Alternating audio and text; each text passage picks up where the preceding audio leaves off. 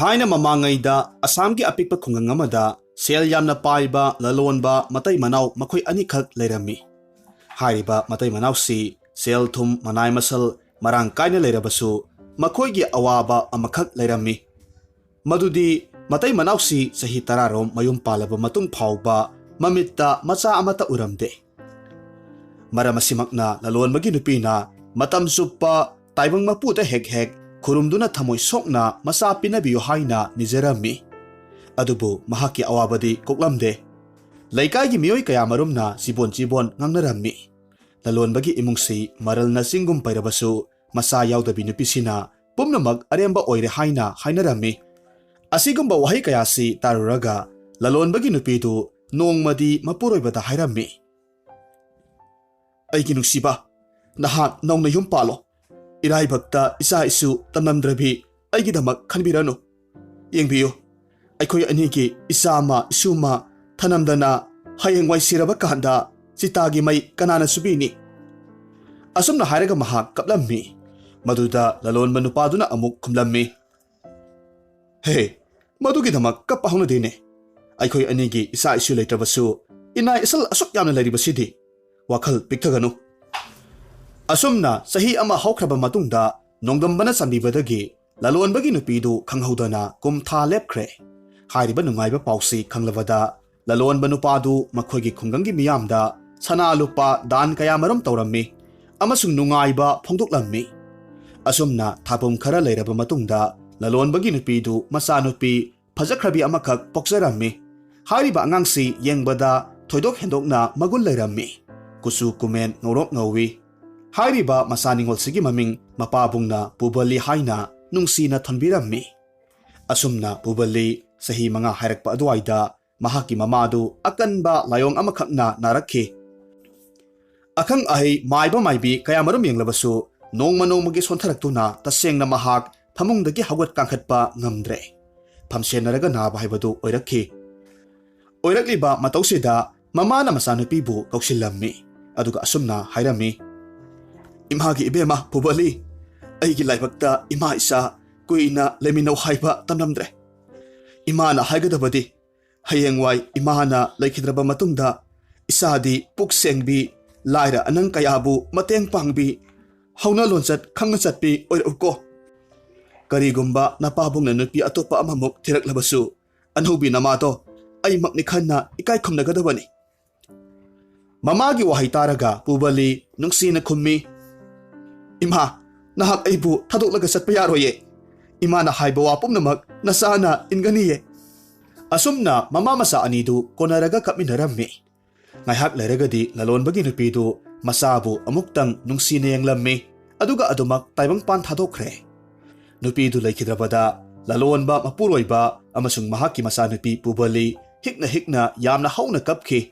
Asumna mama laikhidraba matung Pubali makhoigi mayumgi lekolda hek phamlaga matomta awaba isay kaya marom saklammi.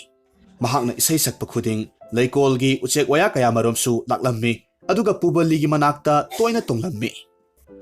Asumna matam khara hawkraba tungda lalonba nupadu anawba nupi amamuk puraklammi. Hariba anawba nupi si masak mataw phajabi mabuk yamna sengdabi lamket lamhaibi nupi amakhak oirammi. Nauna lakpa matamdadi Pubalibu yamna nungsi sanana luna tawbirammi. Pubali nasu mama atonbibu ahanba ubamaktada yamna nungsizakhi. Apokpi mamamak ni haina khanjarammi. Mama atonbina Pubalibu khonjel phai haiduna aphawba oza amada isay tamhallammi. Matamsida Pubalidi laisabi pungkak pharaklammi. Masakna ka phajabane isayna ka haibane mahaki magulsi khungang kayada sandokhi. Miyamna asumna hainay.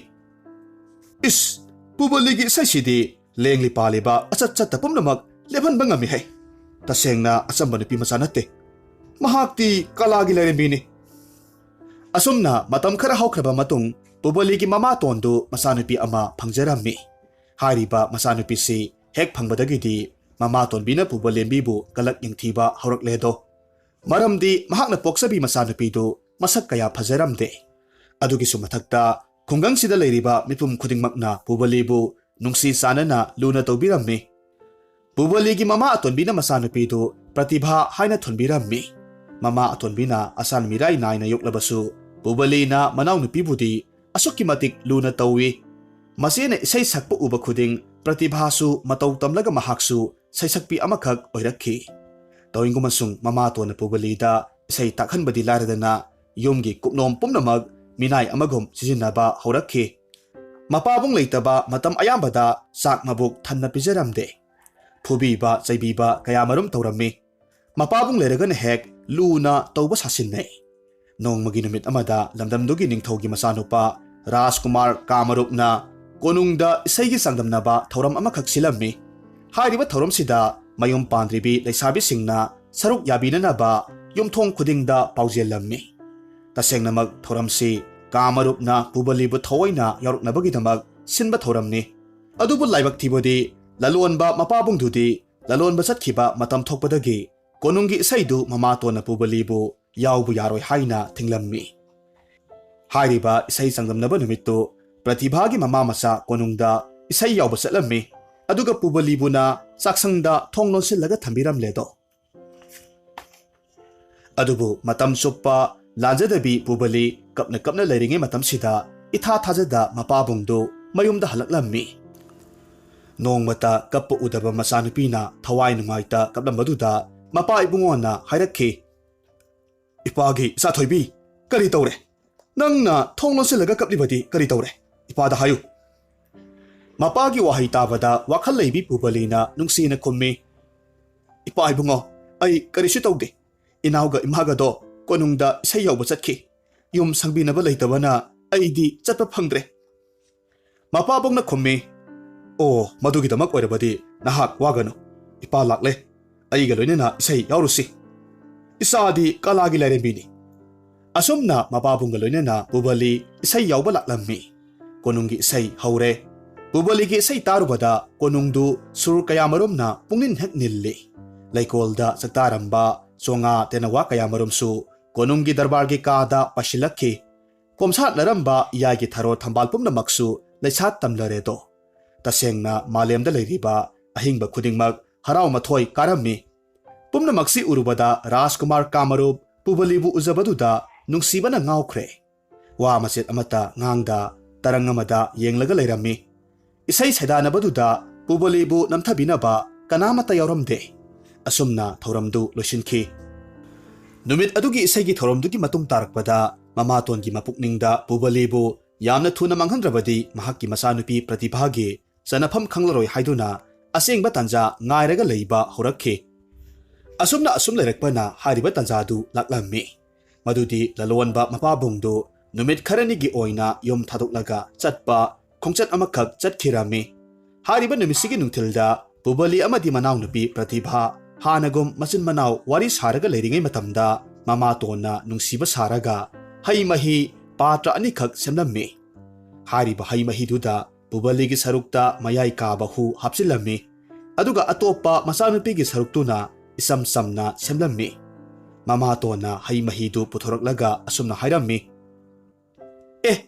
nakhoi nasin nanaudi nungainabu phamleda sese nakhoi waramlani imana haimahi sembirakpani wafamsi mamana haiba loifatringi matamda manaw nupi Pratibhana haimahi hapa patra amakhak tap pairaga thaksin khredo tasengbadi phattabi mamaduna atamnana mayek sengna pigi tawbani adubu hu hapa patradu poksabi masanupina mullaga hana thaktokhre masini misa sisanu khalaga isa hana sikhi haiba pawraudu hektai hainabado asumna haimahidu thaklubadagidi naujaribi Pratibha leimaida tapna turakhi aroiba mikupta masibu nungsina kolaga sor phuina holammi aduga hairakhi se nungsibi sedi matam suppa laibak phabi haibado oibiyo aidi iraibak phattabana imagi ningba thungnaba lairamlenda chatlage segi bema naha nasebu thadoklamlaga chatkinuwo hayeng pabung na yumda laklaga aina kari khumgadoribano isegi thawaine nahakti asumna ngaihak awaba khanglamlaga Pratibha taibang pal thadokre Pubali manaw nupibu kauraga hikna kappi matam sida phatrabi mamatongi khujin thawrangdu soirabada Pubalibu yamna thina phubirammi aduga miyam tanaba laurammi ꯃꯅꯥꯎꯅꯨꯄꯤꯕꯨ ꯃꯆꯦꯅ ꯍꯨ ꯄꯤꯖꯔꯦ ꯍꯥꯏꯗꯨꯅ ꯂꯥꯎ ꯈꯣꯡ ꯇꯧꯔꯒ ꯀꯞꯂꯝꯃꯤ꯫ ꯃꯁꯤꯅꯁꯨ ꯂꯣꯏꯔꯝꯗꯦ, ꯃꯃꯥꯇꯣꯟꯒꯤ ꯃꯤꯅꯥꯏ ꯅꯨꯄꯥ ꯕꯤꯁꯅꯨꯗ ꯁꯅꯥ ꯂꯨꯄꯥ ꯁꯦꯜ ꯀꯌꯥꯃꯔꯨꯝ ꯄꯤꯔꯝꯃꯤ, ꯑꯗꯨꯒ ꯄꯨꯕꯂꯤꯕꯨ ꯎꯃꯪꯗ ꯄꯨꯔꯒ ꯍꯥꯠꯇꯣꯛꯈ꯭ꯔꯣ ꯍꯥꯏꯅ ꯐꯥꯎꯕ ꯇꯨꯃꯤꯟꯅ ꯍꯥꯏꯔꯝꯃꯤ꯫ ꯍꯥꯏꯔꯤꯕ ꯊꯧꯔꯥꯡꯗꯨ ꯕꯤꯁꯅꯨꯅꯁꯨ ꯉꯝꯂꯣꯏ ꯍꯥꯏꯕ ꯉꯝꯗ꯭ꯔꯦ, ꯌꯥꯊꯪꯗꯨ ꯏꯟꯕ ꯇꯥꯔꯝꯃꯤ꯫ ꯃꯊꯪꯒꯤ ꯅꯨꯃꯤꯠꯇ ꯕꯤꯁꯅꯨꯅ ꯄꯨꯕꯂꯤꯕꯨ ꯃꯁꯥ ꯄꯨꯝꯅꯃꯛ ꯄꯨꯟꯁꯤꯜꯂꯝꯃꯤ, ꯑꯗꯨꯒ ꯆꯤꯡꯒꯤ ꯑꯔꯥꯞꯄ ꯅꯥꯄꯣꯝ ꯑꯃꯗ ꯂꯩꯕ ꯎꯃꯪ ꯇꯝꯅ ꯄꯨꯔꯛꯈꯤ꯫ ꯎꯃꯪꯗꯨ ꯌꯧꯔꯒꯗꯤ ꯕꯤꯁꯅꯨꯅ ꯃꯇꯣꯝꯇ ꯈꯜꯂꯤ, ꯏꯁ ꯑꯣꯟꯊꯣꯛꯄꯅꯤꯗ, ꯃꯔꯥꯜ ꯂꯩꯖꯗ꯭ꯔꯕꯤ ꯏꯆꯥꯒꯨꯝꯕꯤꯁꯤꯕꯨ ꯑꯩꯅ ꯀꯔꯤꯒꯤ ꯍꯥꯠꯂꯨꯅꯤ? ꯃꯅꯥꯏ ꯑꯣꯏꯅ ꯃꯍꯥꯛꯀꯤ ꯃꯆꯦꯡ ꯆꯥꯏ ꯍꯥꯏꯕꯒꯤꯗꯃꯛ ꯑꯁꯤꯒꯨꯝꯕ ꯊꯕꯛꯁꯤꯕꯨ ꯑꯩꯅ ꯄꯥꯡꯊꯣꯛꯄ ꯑꯣꯏꯊꯣꯛꯇꯕꯅꯤ꯫ ꯑꯁꯨꯝꯅ ꯕꯤꯁꯅꯨꯅ ꯆꯤꯡꯒꯤ ꯊꯦꯜꯗꯨꯗ ꯃꯐꯝꯗꯨꯒꯤ ꯈꯨꯟꯖꯥꯁꯤꯡꯒꯤ ꯃꯇꯦꯡ ꯂꯧꯔꯒ ꯈꯥꯡꯄꯣꯛꯁꯪ ꯑꯃꯈꯛ ꯁꯥꯔꯝꯃꯤ, ꯑꯗꯨꯒ ꯄꯨꯕꯂꯤꯕꯨ ꯃꯆꯥꯅꯨꯄꯤ ꯑꯃꯒꯨꯝ ꯌꯣꯛꯂꯛꯈꯤ꯫ ꯃꯇꯝ ꯈꯔ ꯂꯩꯔꯒꯗꯤ ꯕꯤꯁꯅꯨ ꯃꯍꯥꯛꯀꯤ ꯏꯃꯨꯡꯒꯤ ꯅꯨꯄꯤ ꯑꯉꯥꯡꯁꯤꯡꯁꯨ ꯃꯐꯝꯗꯨꯗ ꯄꯨꯔꯛꯂꯝꯃꯤ, ꯑꯗꯨꯒ ꯈꯨꯜꯗꯨꯗ ꯂꯣꯏꯅꯃꯛ ꯂꯩꯈꯤ꯫ ꯃꯁꯤꯒꯤ ꯃꯇꯨꯡ ꯃꯇꯝ ꯈꯔ ꯂꯩꯔꯕ ꯃꯇꯨꯡ ꯂꯂꯣꯟꯕ ꯅꯨꯄꯥꯗꯨ ꯃꯌꯨꯝꯗ ꯑꯃꯨꯛ ꯍꯜꯂꯛꯂꯝꯃꯤ꯫ ꯃꯍꯥꯛꯅ ꯃꯌꯨꯝ ꯌꯧꯕꯒꯗꯤ ꯃꯍꯥꯛꯀꯤ ꯅꯨꯄꯤꯗ ꯑꯁꯨꯝꯅ ꯍꯪꯉꯤ, ꯅꯨꯄꯤ, ꯑꯩꯒꯤ ꯏꯆꯥ ꯑꯅꯤꯒꯤ ꯈꯣꯟꯖꯦꯜꯗꯤ ꯇꯥꯗꯦꯅ, ꯃꯈꯣꯏꯗꯤ ꯀꯗꯥꯏꯗ ꯆꯠꯅꯈꯤꯕꯒꯦ? ꯃꯄꯨꯔꯣꯏꯕꯒꯤ ꯈꯣꯟꯖꯦꯜ ꯇꯥꯕꯗ ꯅꯨꯄꯤ ꯑꯇꯣꯟꯕꯤꯗꯨ ꯀꯞꯁꯤꯟꯅꯔꯒ ꯍꯥꯏꯔꯛꯈꯤ, ꯃꯄꯥ, ꯑꯩ ꯌꯥꯝꯅ ꯄꯦꯟꯗꯦ꯫ ꯑꯗꯣꯝꯅ ꯌꯨꯝ ꯀꯨꯏꯅ ꯊꯥꯗꯣꯛꯂꯒ ꯆꯠꯄꯁꯤꯗ ꯏꯆꯥꯅꯨꯄꯤ ꯄ꯭ꯔꯇꯤꯚꯥꯗꯣ ꯊꯃꯣꯏꯒꯤ ꯂꯩꯅꯥ ꯑꯃꯅ ꯂꯩꯈꯤꯗ꯭ꯔꯦ, ꯑꯗꯨꯒ ꯅꯍꯥꯛꯀꯤ ꯅꯆꯥꯅꯨꯄꯤ ꯁꯛꯍꯦꯟꯕꯤ ꯄꯨꯕꯂꯤꯗꯤ ꯑꯩꯅ ꯋꯥꯔꯛꯄ ꯉꯝꯂꯔꯣꯏ꯫ ꯃꯍꯥꯛꯀꯤ ꯂꯝꯆꯠꯇꯤ ꯑꯉꯛꯄꯅꯤ꯫ ꯑꯩꯅ ꯈꯖꯤꯛꯇꯪ ꯋꯥ ꯍꯥꯏꯔꯨꯕꯗ ꯃꯐꯝ ꯈꯪꯗꯅ ꯆꯠꯈ꯭ꯔꯦ꯫ ꯑꯩꯁꯦ ꯃꯇꯝ ꯆꯨꯞꯄ ꯐꯠꯇꯕꯤꯗ ꯑꯗꯨꯝ ꯇꯥꯍꯟꯕꯅꯤ꯫ ꯑꯁꯨꯝꯅ ꯍꯥꯏꯔꯒ ꯃꯍꯥꯛ ꯀꯞꯁꯤꯟꯅꯔꯝꯃꯤ꯫ ꯋꯥꯐꯝꯗꯨ ꯇꯥꯔꯨꯕ ꯃꯇꯝꯗ ꯂꯂꯣꯟꯕ ꯅꯨꯄꯥꯗꯨ ꯃꯆꯥ ꯑꯅꯤꯕꯨ ꯀꯧꯔꯒ ꯀꯞꯂꯝꯃꯤ꯫ ꯃꯇꯝ ꯈꯔ ꯂꯩꯔꯒꯗꯤ ꯂꯂꯣꯟꯕ ꯅꯨꯄꯥꯗꯨ ꯅꯣꯡꯃꯒꯤ ꯃꯆꯥ ꯑꯅꯤꯒꯤ ꯀꯥꯏꯅ ꯃꯩꯆꯥꯛꯅ ꯃꯔꯝ ꯑꯣꯏꯔꯒ ꯈꯥꯡꯕ ꯉꯝꯗꯕꯗꯒꯤ ꯑꯉꯥꯎꯕꯒꯤ ꯃꯇꯧꯒꯨꯝ ꯃꯌꯨꯝ ꯊꯥꯗꯣꯛꯂꯝꯃꯤ꯫ ꯃꯈꯣꯡꯅ ꯄꯨꯕ ꯃꯥꯏꯀꯩꯗ ꯑꯁꯥꯡꯕ ꯈꯣꯡꯆꯠ ꯑꯃꯈꯛ ꯆꯠꯂꯝꯃꯤ꯫ ꯃꯍꯥꯛꯅ ꯆꯤꯡ ꯄꯥꯠ ꯇꯨꯔꯦꯜ ꯀꯌꯥꯃꯔꯨꯝ ꯐꯥꯎꯔꯒ ꯑꯁꯨꯝ ꯂꯥꯛꯄ ꯃꯇꯝꯗ ꯎꯃꯪ ꯑꯃꯒꯤ ꯃꯅꯥꯛꯇ ꯆꯦꯟꯕ ꯇꯨꯔꯦꯜ ꯑꯃꯗ ꯏꯁꯤꯡ ꯊꯛꯂꯝꯃꯤ꯫ ꯍꯥꯏꯔꯤꯕ ꯃꯇꯝꯁꯤꯗ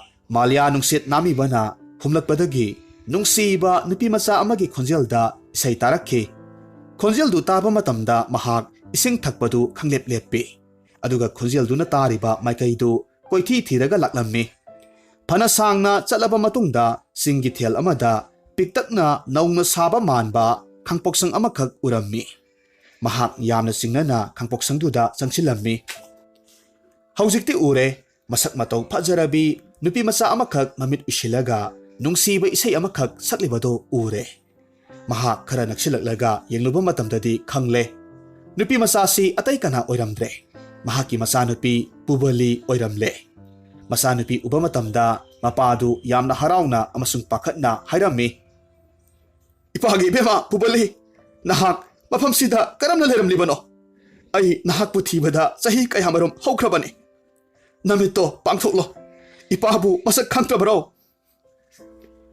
ꯄꯨꯕꯂꯤ ꯃꯃꯤꯠ ꯄꯥꯡꯊꯣꯔꯛꯄ ꯃꯇꯝꯗ ꯃꯄꯥꯕꯨꯡ ꯎꯕꯗꯨꯗ ꯆꯦꯟꯁꯤꯜꯂꯒ ꯃꯍꯥꯛ ꯀꯣꯟꯖꯔꯝꯃꯤ, ꯊꯃꯣꯏ ꯁꯣꯛꯅ ꯀꯞꯆꯔꯝꯃꯤ꯫ ꯑꯁꯨꯝꯅ ꯃꯄꯥ ꯃꯆꯥ ꯑꯅꯤꯗꯨ ꯀꯞꯃꯤꯟꯅꯔꯤꯉꯩ ꯃꯇꯝꯗ ꯃꯅꯥꯏ ꯕꯤꯁꯅꯨꯗꯨ ꯆꯪꯁꯤꯜꯂꯛꯂꯝꯃꯤ, ꯑꯗꯨꯒ ꯍꯧꯈꯤꯕ ꯊꯧꯗꯣꯛꯁꯤꯡ ꯂꯣꯏꯅꯃꯛ ꯑꯃꯠꯇ ꯆꯤꯊꯗ ꯇꯝꯂꯝꯃꯤ꯫ ꯋꯥꯔꯤ ꯄꯨꯝꯅꯃꯛ ꯈꯪꯂꯕꯗꯨꯗ ꯂꯂꯣꯟꯕꯗꯨꯅ ꯕꯤꯁꯅꯨꯗ ꯇꯧꯕꯤꯃꯜ ꯈꯪꯕ ꯎꯠꯂꯝꯃꯤ, ꯑꯗꯨꯒ ꯍꯥꯏꯔꯝꯃꯤ, ꯕꯤꯁꯅꯨ, ꯑꯩ ꯅꯍꯥꯛꯀꯤ ꯀꯠꯊꯣꯛꯄ ꯃꯇꯧꯁꯤꯗ ꯄꯨꯡꯄꯦꯟ ꯄꯦꯜꯂꯦ꯫ ꯑꯩꯒꯤ ꯂꯩꯖꯔꯤꯕ ꯂꯟ ꯊꯨꯝ ꯈꯨꯗꯤꯡꯃꯛ ꯅꯪꯉꯣꯟꯗ ꯇꯪꯈꯥꯏ ꯑꯃ ꯉꯁꯤꯗꯒꯤ ꯄꯤꯔꯒꯗꯕꯅꯤ꯫ ꯃꯥꯏꯕꯨꯡꯉꯣ, ꯑꯗꯨꯝꯅ ꯇꯥꯛꯄꯤꯅꯨ, ꯃꯁꯤꯗꯤ ꯑꯩꯒꯤ ꯇꯧꯐꯝ ꯊꯣꯛꯄ ꯏꯊꯧꯅꯤ꯫ ꯃꯇꯧ ꯑꯁꯨꯝꯅ ꯃꯄꯥ ꯃꯆꯥ ꯑꯃꯁꯨꯡ ꯕꯤꯁꯅꯨꯒꯤ ꯏꯃꯨꯡ ꯃꯅꯨꯡ ꯄꯨꯟꯅ ꯃꯌꯨꯝꯗ ꯍꯜꯂꯛꯂꯝꯃꯤ꯫ ꯃꯈꯣꯏꯅ ꯃꯌꯨꯝꯗ ꯍꯜꯂꯛꯄ ꯃꯇꯝꯗꯗꯤ ꯃꯃꯥ ꯑꯇꯣꯟꯕꯤꯗꯨꯗꯤ ꯍꯥꯟꯅꯅ ꯋꯥꯈꯜ ꯆꯣꯏꯕꯗꯒꯤ ꯀꯩꯊꯦꯜ ꯄꯣꯂꯛꯇ ꯆꯥꯛꯇꯥꯕꯤ ꯍꯥꯏꯕꯗꯨ ꯑꯣꯏꯈ꯭ꯔꯦ꯫ ꯇꯧꯕꯇꯕꯨ ꯃꯤꯅꯨꯡꯁꯤ ꯆꯥꯎꯕꯤ ꯄꯨꯕꯂꯤꯅ ꯉꯥꯎꯔꯒ ꯆꯠꯈ꯭ꯔꯕꯤ ꯃꯃꯥꯇꯣꯟꯗꯨ ꯃꯃꯥꯃꯛꯅꯤ ꯍꯥꯏꯅ ꯈꯟꯕꯗꯒꯤ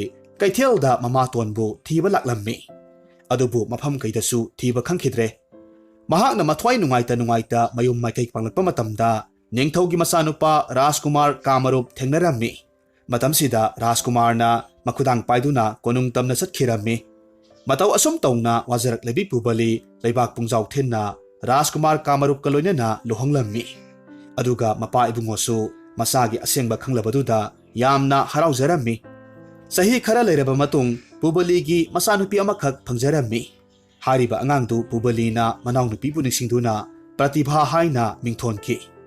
Asum tawna masigi makha tarakpada Pubali amadi mahaki apokpa mapa makhoi punna konungda nunga yaifana pankhirammi. Hojik amuk taminarasi posangmam lamnganbigi sanagi aprajita. Thangnaba lam anida chap manaba numitki chap manaba pungphamda lam animaksida angang nupi macha amamam poklammi. Aduga mama anidusu macha hek unabaga adumak laikhiramde. Angang nupi macha amana Sinthalembi aduga angang nupi macha amaduna Sangkhonbi kaurammi. Sangkhonbi di inak kairak khunba senjau paiba mahajon amagi macha nupi oirammi. Aduga Sinthalembi di yamna lairaba lomi amagi macha nupi oirammi. Sangkhonbi gi mapana thabak chatpa khuding macha nupi bu puraga poraga chatlamme. Matam chuppada mirol lejidabana Sangkhonbi mapa macha lapthoknaramde. Sangkhonbina makhong thanglaga kaphai chatpa hairakpa matamda Sangkhonbidu mapana senaba ngamlamde.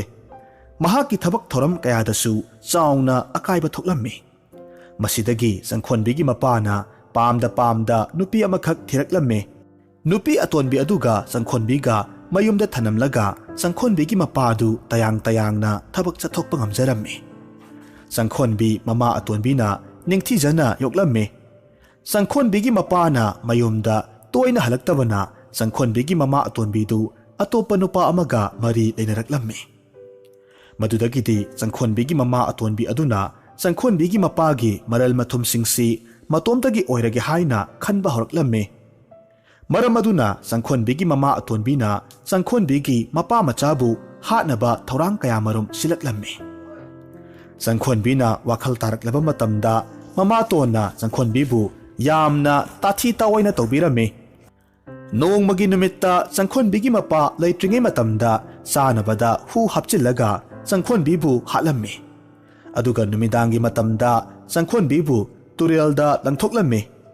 Sangkhonbisu adumak turelgi isingda tawthakiramme. Sangkhonbigi haksangdu isingi irol nungda asum luptharakpana ising manungda laiba lam amada taraklamme. Lam asida isingi lairembisu leiramme. Lairembi asina Sangkhonbibu thengnaramme. Lairembi asina Sangkhonbigi makhut khudangdu pairaga yengluba matamda Sangkhonbigi haukiba wari pumba loinamak khanglamme. Madudagidi Sangkhonbibu amuk hingat hallage khanduna lairembi aduna magi samjida thetliba sanagi aprajitadu Sangkhonbigi samjida thechillamme. Aduga turelgi singduda amuk tawkhat hallamme. Turelda Sangkhonbidu asum tawtharakpadagi lairai amada pallaga leiramme.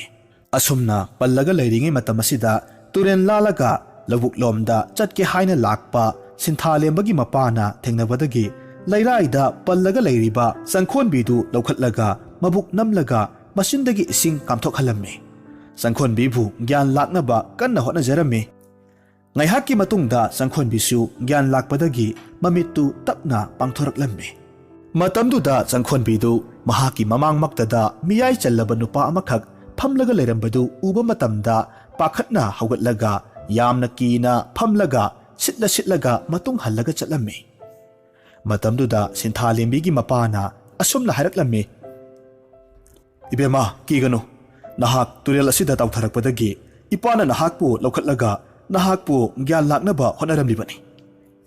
Matamduda Sangkhonbidu tung onthoklaga haiphet yenglui.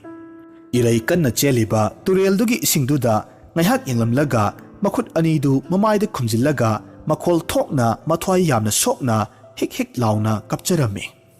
Sinthalembigi mapana ningthina Sangkhonbida wa kaya ama hanglamme. Sangkhonbisu tapna mamatona mahakpu otkiba amadi chanabadu hu hapchillaga mahakpu sinaba hotnakibasingdu loinamak tamlamme. Sangkhonbigi thamoi soklaba wahi singdu taruba matamda Sinthalembigi mapana yamna nungaijaramde. Maram aduna Sangkhonbibu mahakna mayumda puraga lakminaramme. Mayum yorabada Sinthalembigi mapana Sinthalembida Sangkhonbisu ngasidagi mahaka punna leiminagadorabani haina hairamme. Sinthalembi Sangkhonbi uba matamda yamna haraujaramme. Numit asidagi hauna Sinthalembi amadi Sangkhonbi yamna chana chinana amadi nungsinana loinajaramme. Makhoi ani ngaihakta phawba thanaba yaramde. Adubu Changkhonbigi thamoidadi mapabu uningbagi ikhau langbadu phawjaramme. Asomdana kamdauri Changkhonbigi mapadu mayumda halaklamme. Aduga magi nupi atonbida Changkhonbidu hanglamme. Maduda nupi atonbiduna thawa isa sadana asumna khumme. Changkhonbidu turelda taraga sikhre. Matamduda Changkhonbigi mapadu wakhalna masadu phungalaktuna mathwai adumak thakiramme. Maduda nupi atonbidu kapsin lauksinaramme. Nupi atonbidugi mitkap taruba matamda leikaigi miyamdu makhoida changlaklamme. Aduga Changkhonbigi mapagi thawai yaudraba asiba hakchangdubu leikai miyam changduna poloiramme. Matam kharagi matungda nupi atonbi aduna lona khangnaba nupadu yumsida pusilaklaga makhoi ani mayum makai palaga leminaramme. Nupadu mitrang sanaba haiba nupa amakhak oiramme. Adugi mathakta mahakna nupi asibu manghallaga maral mathum pumba mahaki oige haibagi wakhal khalamme. Maram asina mahak mitrang hai haibasi nupi sida khanghalamde. Mahakna nupi asida yamna nungsibagi matau ulamme. Amadi yamna lunasu taubiramme. Nupa asigi matau asida nupi adusu pungpang pangthakiramme. Tapna them laga nupa asina nupi adugi maral mathum pumba loinamak khangdoklamme. Pumnamak khanglabagi matungda nupa asina mahaki mitrangi sakti sizinaraga nupi asibu wakhal soibi ama oikinaba tapna honaramme. Mamai thangdadi nupidu tasengna ngauduna sorok takhiramme. Aduga mitrang haiba nupa asina lanthumsingdu punna phanglabagi matungda setningba set chaningba cha tauraga yamna maning makha tamna nungaina amadi napal tauna hinglamme. Asomdasu Changkhonbi amadi Sinthalembi nongmagi ham chaurakpana laisa mapung pharaklamme. Changkhonbina mayumda amuktang chatpa pamlamme. Mahaki apambasi Changkhonbina Sinthalembi amadi Sinthalembigi mapada tamlamme. Changkhonbigi apambadu Sinthalembigi mapanasu yabiramme. Maram asina makoi ahum Changkhonbigi mayum tamna laklamme. Changkhonbigi yum yorbada yum aduda nupa amakhak lerambadu uba matamda makhoi aduki matik naklamme. Nupa adunasu makhoibu uba matamda kana no haina hanglaklamme. Matamduda makhoi lam koiba lakpani mafam asida ngasi nongmatang leijagi haina hairamme. Adubu nupa aduna yaramde. Yadrabasu yadana Changkhonbina phanak kanna haijabadagi nupa adu mamai thangdadi yaraklamme.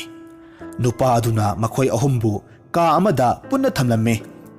Ahing athengba matamda makhoi ahumna mama atonbi amadi mapa adu kadai waida leibano amadi nupa asina kanano haina wari sanaramme.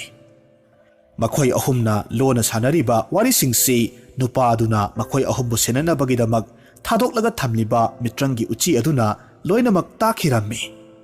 Wari pumba uchi aduna nupa aduda tamlamme. Nupa asina Changkhonbibu imungsigi ini haibasi khanglabagi matungda mahakna ahing asimaktada Changkhonbibu sor satuna hanabagidamak hotnaramme. Adubu Changkhonbidadi karisu changamde. Changkhonbibu hanaba hotnaribadu mitrang haiba nupaduna mahak masada oina hallaga panjaramme. Maramaduna mahak ahing dumaktada adumak sikhiramme. Aduga manil olaga mangkhiramme.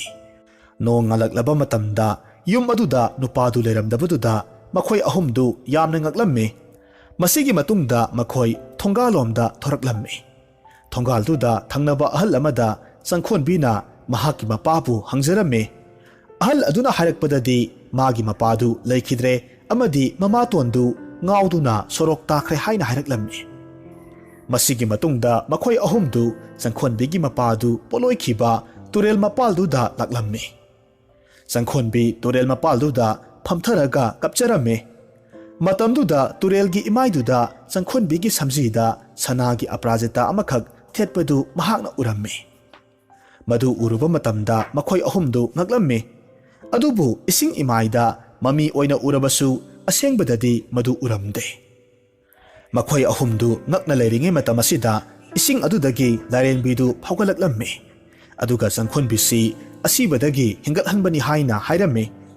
ꯑꯗꯨꯅ ꯃꯍꯥꯛꯀꯤ ꯃꯇꯝꯁꯨ ꯂꯣꯏꯔꯦ ꯍꯥꯏꯅꯁꯨ ꯍꯥꯏꯔꯝꯃꯤ꯫ ꯑꯗꯨꯒ ꯃꯍꯥꯛꯄꯨ ꯍꯦꯟꯒꯠꯍꯟꯕꯒꯤ ꯋꯥꯔꯤ ꯄꯨꯝꯕꯗꯨ ꯃꯌꯦꯛ ꯁꯦꯡꯅ ꯂꯣꯏꯅꯃꯛ ꯂꯤꯔꯝꯃꯤ꯫ ꯑꯁꯨꯝꯅ ꯂꯤꯔꯕꯒꯤ ꯃꯇꯨꯡꯗ ꯂꯥꯏꯔꯦꯟꯕꯤꯗꯨ ꯏꯔꯣꯜꯅꯨꯡꯗ ꯑꯃꯨꯛ ꯂꯨꯞꯊꯈꯤꯔꯝꯃꯤ꯫ ꯃꯇꯝ ꯑꯁꯤꯗ ꯆꯪꯈꯣꯟꯕꯤꯅ ꯃꯍꯥꯛꯀꯤ ꯃꯄꯥꯒꯤ ꯂꯟ-ꯊꯨꯝ ꯑꯃꯗꯤ ꯌꯨꯝ ꯏꯪꯈꯣꯜꯁꯤꯡꯗꯨ ꯁꯤꯟꯊꯥꯂꯦꯝꯕꯤ ꯑꯃꯗꯤ ꯁꯤꯟꯊꯥꯂꯦꯝꯕꯤꯒꯤ ꯃꯄꯥꯒꯤ ꯑꯣꯏꯖꯔꯣ ꯍꯥꯏꯅ ꯍꯥꯏꯔꯝꯃꯤ꯫ ꯃꯁꯤ ꯍꯥꯏꯔꯝꯂꯒ ꯆꯪꯈꯣꯟꯕꯤꯗꯨ ꯑꯗꯨꯃꯛ ꯂꯩꯈꯤꯗ꯭ꯔꯦ꯫ ꯆꯪꯈꯣꯟꯕꯤꯒꯤ ꯃꯁꯥꯗꯨ ꯈꯖꯤꯛ ꯈꯖꯤꯛ ꯇꯨꯝꯁꯤꯜꯂꯛꯂꯒ ꯃꯥꯡꯈꯤꯔꯝꯃꯤ꯫ ꯆꯪꯈꯣꯟꯕꯤ ꯃꯥꯡꯈ꯭ꯔꯕ ꯑꯁꯤꯗ ꯁꯤꯟꯊꯥꯂꯦꯝꯕꯤ ꯑꯃꯗꯤ ꯃꯄꯥꯗꯨ ꯌꯥꯝꯅ ꯀꯞꯆꯔꯝꯃꯤ꯫ ꯃꯁꯤꯒꯤ ꯃꯇꯨꯡꯗ ꯃꯈꯣꯏ ꯑꯅꯤ ꯆꯪꯈꯣꯟꯕꯤꯒꯤ ꯌꯨꯝ ꯑꯁꯤꯗ ꯑꯋꯥꯠ ꯑꯄꯥ ꯑꯃꯠꯇ ꯂꯩꯇ ꯌꯥꯝꯅ ꯅꯨꯡꯉꯥꯏ ꯌꯥꯏꯐꯅ ꯄꯥꯜꯂꯝꯃꯤ꯫ ꯃꯇꯨꯡꯗ ꯀꯨꯝꯑꯣꯟ ꯈꯨꯗꯤꯡꯒꯤ ꯍꯔꯥꯎ ꯀꯨꯝꯍꯩ ꯂꯥꯛꯄ ꯃꯇꯝꯗ ꯇꯨꯔꯦꯜꯗꯨꯗ ꯆꯪꯈꯣꯟꯕꯤꯒꯤꯗꯃꯛ ꯍꯩꯀꯠ ꯂꯩꯀꯠ ꯀꯌꯥꯃꯔꯨꯝ ꯇꯝꯂꯝꯃꯤ꯫ ꯃꯇꯧ ꯑꯁꯤ ꯆꯪꯈꯣꯟꯕꯤꯅ ꯂꯥꯏꯔꯦꯝꯂꯦꯟꯗꯒꯤ ꯌꯥꯝꯅ ꯅꯣꯛꯅ ꯌꯦꯡꯖꯔꯝꯃꯤ꯫ ꯑꯁꯨꯝꯅ ꯃꯤꯒꯤ ꯃꯥꯡꯅꯕ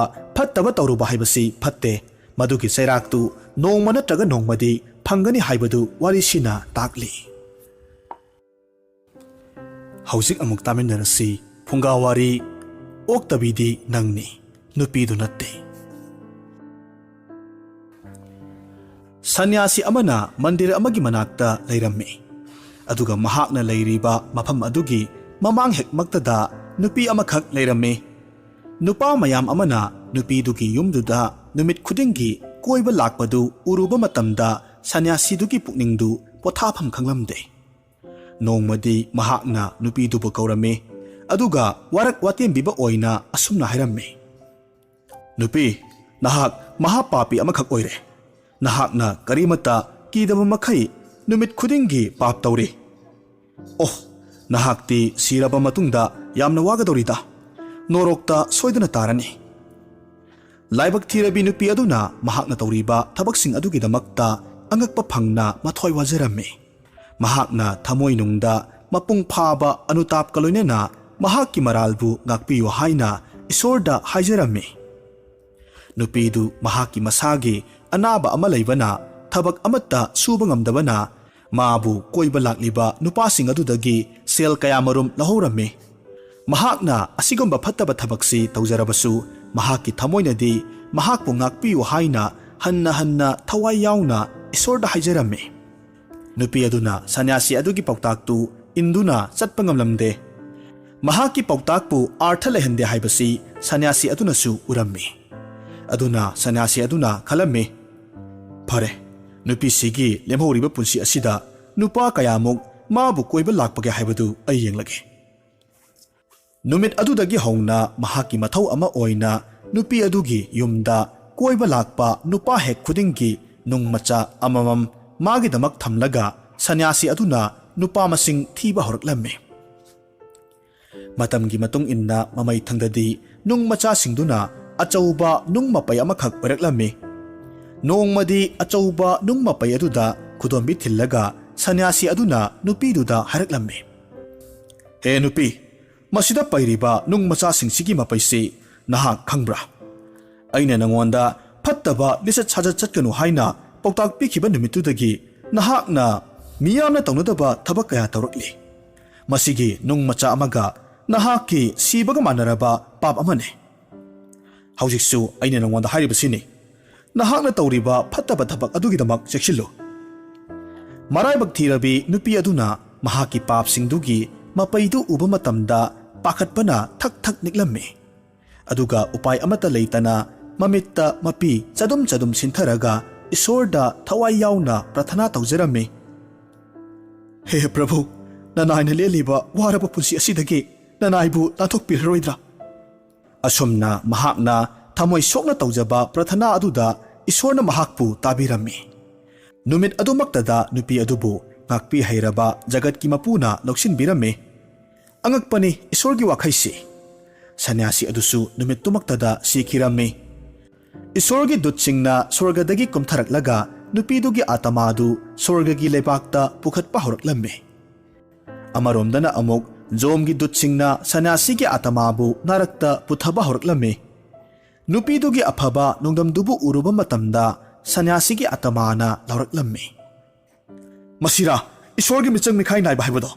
ꯑꯩꯅ ꯄꯨꯟꯁꯤ ꯆꯨꯞꯄ ꯁꯦꯜ ꯇꯥꯟꯗꯕ ꯃꯈꯩ ꯏꯁꯣꯔꯒꯤ ꯃꯥꯏꯀꯩꯔꯣꯝꯗ ꯆꯪꯖꯅꯕ ꯀꯟꯅ ꯍꯣꯠꯅꯖꯈꯤꯕꯅꯤ꯫ ꯑꯗꯨꯒ ꯄꯥꯞꯅ ꯌꯣꯝꯈꯤꯕꯤ ꯑꯣꯛꯇꯕꯤ ꯑꯗꯨꯒꯤ ꯑꯇꯃꯥꯗꯨꯕꯨꯅ ꯁꯣꯔꯒꯗ ꯄꯨꯈꯤꯕ꯫ ꯃꯍꯥꯛꯀꯤ ꯋꯥꯁꯤ ꯇꯥꯔꯨꯕ ꯃꯇꯝꯗ ꯏꯁꯣꯔꯒꯤ ꯗꯨꯠꯁꯤꯡꯅ ꯍꯥꯏꯔꯛꯂꯝꯃꯤ, ꯏꯁꯣꯔꯒꯤ ꯋꯥꯈꯩꯁꯤꯡꯗꯤ ꯃꯇꯝ ꯂꯩꯕ ꯈꯤꯕꯤꯛꯇ ꯆꯨꯝꯕꯅꯤ꯫ ꯅꯍꯥꯛꯅ ꯀꯔꯤ ꯀꯔꯤ ꯈꯟꯈꯤꯕꯒꯦ ꯍꯥꯏꯕꯗꯨ ꯏꯁꯣꯔꯅ ꯈꯪꯉꯤ꯫ ꯃꯔꯝꯗꯨꯅ ꯅꯍꯥꯛꯀꯤ ꯋꯥꯈꯜꯒꯤ ꯃꯇꯨꯡ ꯏꯟꯅ ꯏꯁꯣꯔꯅ ꯅꯍꯥꯛꯀꯤ ꯋꯥꯈꯩ ꯄꯤꯕꯅꯤ꯫ ꯅꯍꯥꯛꯇꯤ ꯃꯄꯥꯟꯗ ꯅꯪ ꯃꯉꯥꯏꯔꯦ ꯍꯥꯏꯅ ꯎꯠꯄ ꯄꯥꯝꯃꯤ, ꯅꯥꯄꯜ ꯇꯧꯏ, ꯃꯤꯡꯆꯠꯅꯆꯤꯡꯕ ꯐꯪꯅꯕ ꯍꯣꯠꯅꯩ꯫ ꯃꯗꯨꯅ ꯃꯔꯝ ꯑꯣꯏꯔꯒ ꯏꯁꯣꯔꯅ ꯋꯥꯈꯩꯁꯤ ꯅꯪꯉꯣꯟꯗ ꯄꯤꯕꯅꯤ꯫ ꯅꯍꯥꯛꯀꯤ ꯊꯃꯣꯏꯅꯗꯤ ꯏꯁꯣꯔꯕꯨ ꯊꯋꯥꯏ ꯌꯥꯎꯅ ꯅꯤꯡꯂꯨꯗꯦ꯫ ꯑꯗꯨꯕꯨ ꯅꯨꯄꯤꯁꯤꯗꯤ ꯃꯍꯥꯛꯅ ꯐꯠꯇꯕ ꯊꯕꯛ ꯇꯧꯖꯔꯕꯁꯨ ꯑꯍꯤꯡ ꯅꯨꯡꯊꯤꯜ ꯅꯥꯏꯗꯅ ꯊꯋꯥꯏ ꯌꯥꯎꯅ ꯏꯁꯣꯔꯗ ꯄ꯭ꯔꯊꯅꯥ ꯇꯧꯕ ꯂꯦꯞꯇꯦ꯫ ꯌꯦꯡꯉꯨ, ꯅꯍꯥꯛꯀꯤ ꯍꯛꯆꯥꯡ ꯑꯃꯁꯨꯡ ꯅꯨꯄꯤꯗꯨꯒꯤ ꯍꯛꯆꯥꯡ ꯑꯅꯤꯁꯤꯗ ꯇꯧꯔꯤꯕꯁꯦ꯫ ꯅꯍꯥꯛꯀꯤ ꯍꯛꯆꯥꯡꯅ ꯄꯥꯞ ꯇꯧꯈꯤꯗꯕ ꯃꯔꯝꯗꯒꯤ ꯍꯤꯡꯍꯧꯔꯤꯕ ꯃꯈꯣꯏ ꯃꯌꯥꯝꯅ ꯅꯍꯥꯛꯀꯤ ꯍꯛꯆꯥꯡꯕꯨ